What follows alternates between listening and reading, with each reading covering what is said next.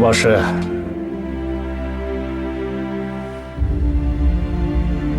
Тилебай Айымбетоğlu 1880-1931 жылдары жашаган Акмандык Корбашы. Кызыл аскерлердин зордук зомбулугуна каршы чыгып, басмачылардын эң акыркыларынан болуп, 1931 жылы чыккынчылардын колунан өлгөн.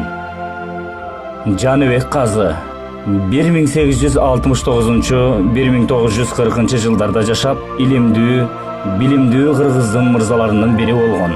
Акыркы өмүрү Пакистанда өткөн. Мойдун Корбашы Усман 1893-1922 жылдары өмүр сүргөн.